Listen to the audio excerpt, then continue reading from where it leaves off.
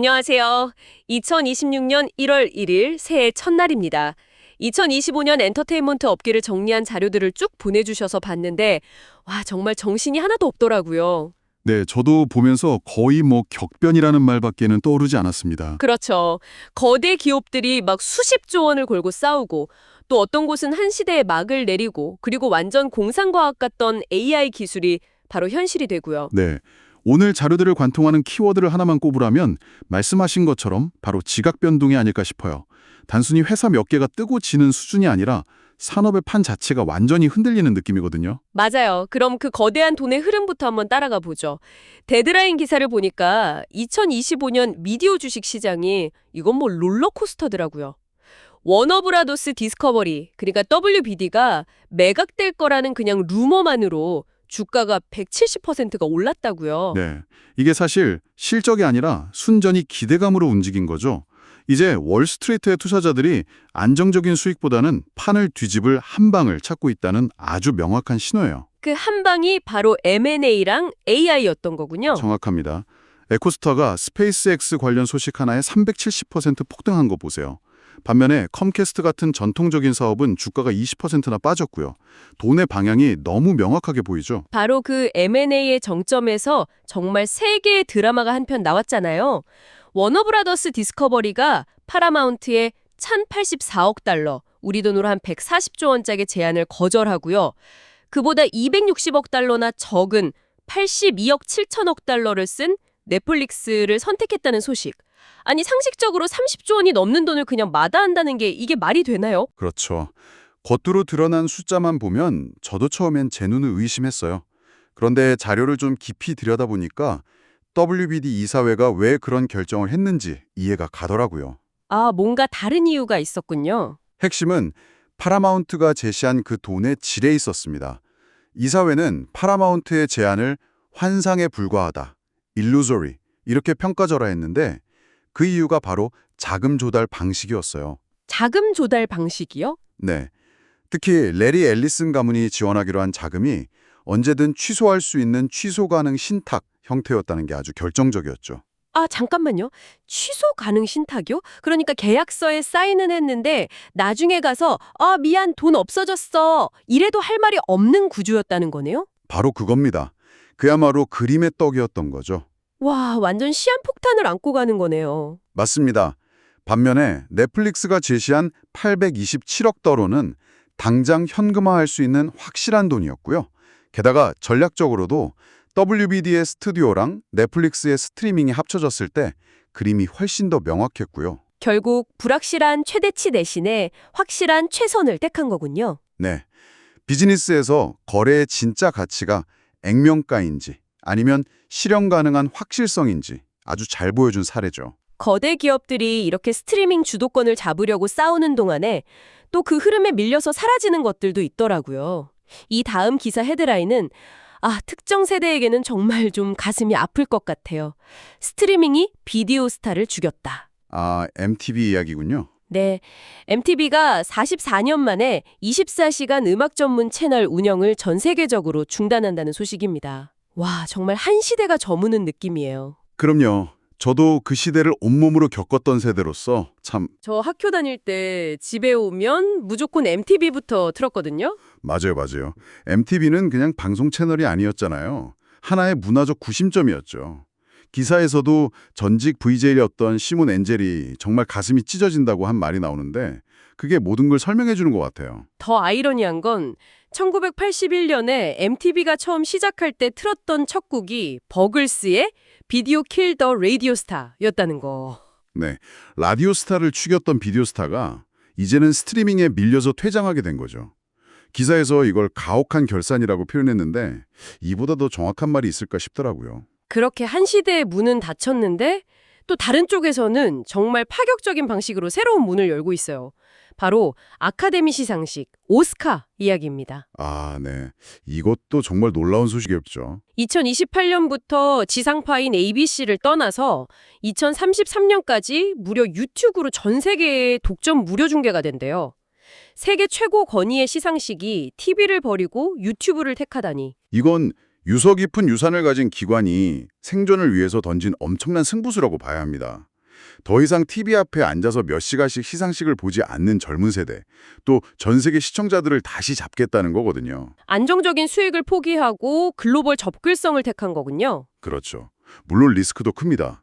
유튜브라는 플랫폼의 가볍고 즉흥적인 이미지 속에서 오스카의 그 100년 가까운 권위가 희석될 수 있다는 우려도 만만치 않고요. 그러네요. 약간 고품격 레스토랑이 갑자기 푸드트럭을 하겠다고 선언한 느낌도 들고요. 비유가 재밌네요. 당장 2026년 시상식부터 코난 오브라이언이 사회자로 복귀한다고 하니까 분위기가 어떻게 바뀔지 정말 궁금해요. 네. MTV가 적응에 실패해서 사라지는 걸 본 오스카가 아주 과감한 생존 실험에 나선 셈이죠. 자, 그럼 이제 진짜 미래로 한번 가보죠. 이 이야기는 정말 드라마 블랙미러의 한 장면을 그대로 가져온 것 같아요. 아, 그 찰리 브루커 아이디어 말씀이시죠? 네, 영화관에 들어가는 관객 얼굴을 스캔해서 그 사람을 AI로 영화에 그냥 랜덤으로 캐스팅해버리는 거예요. 운 좋으면 인디아나 존스가 될 수도 있고 운 나쁘면 그 옆에서 얼굴이 녹아내리는 나치 병사가 될 수도 있다는 거죠. 정말 기발하면서도 좀 섬뜩해요. 그렇죠. 그런데 진짜 소름 돋는 지점은 이 상상이 현실이 되는데 걸린 시간입니다. 찰리 브루커가 그 말을 하고 정말 얼마 안 있어서 오픈 AI가 소라2를 발표하면서 바로 그 카메오 기능을 공개해버렸잖아요. 맞아요. 몇 달도 안 걸렸죠. 네. 물론 기사에 나온 전문가들은 대부분 좀 회의적이에요. 이게 그냥 일회성 눈속임에 불구하고 초상권이나 프라이버시 같은 심각한 윤리적 문제를 낳을 거라고 경고하죠. 하지만 디즈니는 그런 경고에 귀 기울일 시간이 없나 봐요. 전문가들이 우려하는 동안에 오픈 AI랑 충격적인 거래를 맺어버렸으니까요. 네, 이제 디즈니 플러스 구독자들이 겨울왕국이나 토이스토리 캐릭터로 직접 영화를 만들 수 있게 된 거죠. 이건 단순히 영화를 보는 걸 넘어서 영화의 세계에 직접 참여하고 창조하는 완전히 패러다임을 바꾸는 사건 같아요. 바로 그 지점에서 보내주신 다른 기사랑 아기가 딱 맞아떨어집니다. 아, 한쪽에선 디즈니가 AI로 미래를 향해 달려가는데 다른 한쪽에선 바로 그 사용자, 특히 아동 사용자 데이터를 잘못 다뤘다가 FTC로부터 $10,000,000 합의금을 물게 됐다는 소식이요. 그 기사요. 디즈니 유튜브 채널 영상 300여 개를 아동용이 아니라고 잘못 지정해서 부모 동의 없이 13세 미만 아이들 정보를 불법 수집했다는 내용이었죠. 네, 이 두 사건을 나란히 놓고 보면 정말 아찔한 그림이 그려져요. 과거의 유튜브에서 데이터 수집 문제로 거액의 벌금을 낸 회사가 이제는 훨씬 더 민감한 데이터를 수집할 수 있는 새로운 AI 플랫폼을 열겠다는 거잖아요. 기술의 발전 속도를 법과 윤리가 전혀 따라가지 못하는 상황이네요. 맞습니다. 특히 가장 취약한 계층인 아동들의 데이터가 어떻게 보호될 것인가, 이 문제는 앞으로 훨씬 더 심각해질 수밖에 없어요. 그렇군요. 혁신의 이면에 드리워진 어두운 그림자네요. 자, 이렇게 2025년이 혼란의 한 해였는데 이런 상황에서 실제로 대중의 사랑을 받았던 컨텐츠는 뭐였고 또 외면받은 건 뭐였는지도 한번 보죠. 정말 극과 극의 결과가 나왔더라고요. 네, 아주 흥미로운 지점이죠. 먼저 엄청난 성공 사례 주토피아 2가 겨울왕국 2의 기록을 깨고 14억 6천만 달러를 벌면서 역대 애니메이션 흥행 1위에 올랐습니다. 이건 디즈니에게 정말 가뭄의 단비 같은 소식이었을 거예요.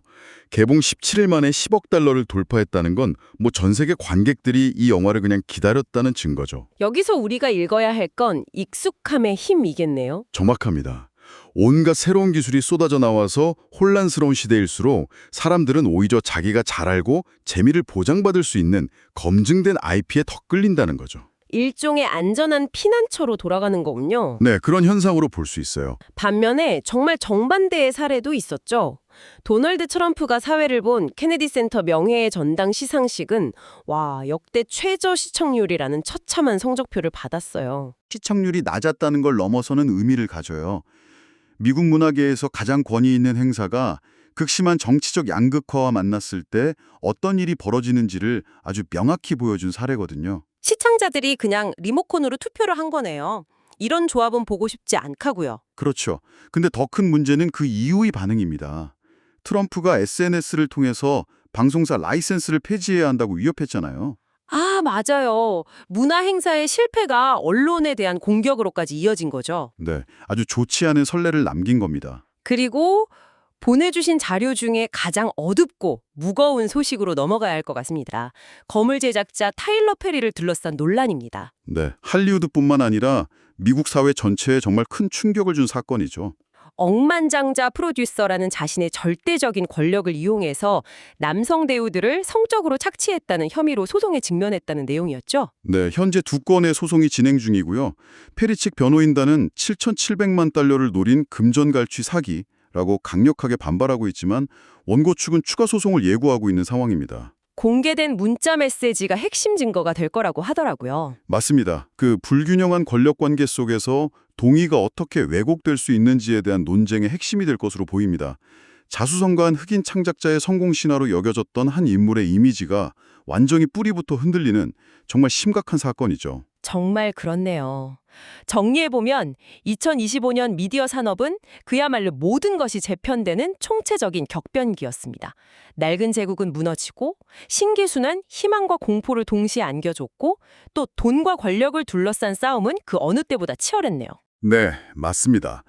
주식시장의 투기적 열풍부터 AI의 윤리적 딜레마, 그리고 권력의 명암까지 이 모든 사건들을 꿰뚫는 하나의 그림을 본다면 결국 기존의 질서와 그것을 파괴하려는 혁신적인 힘 사이의 거대한 충돌이라고 할 수 있겠습니다. 오늘 우리가 살펴본 자료들이 정말 흥미로운 질문들을 남기는 것 같아요.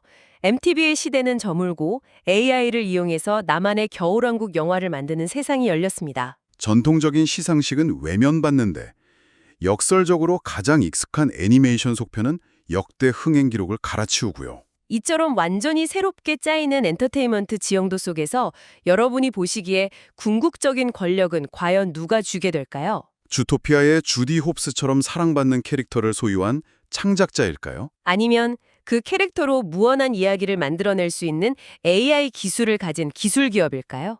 혹은 결국 무엇을 보고 무엇을 외면할지, 자신의 시간을 어디에 쓸지 선택하는 최종 권력자인 관객일까요?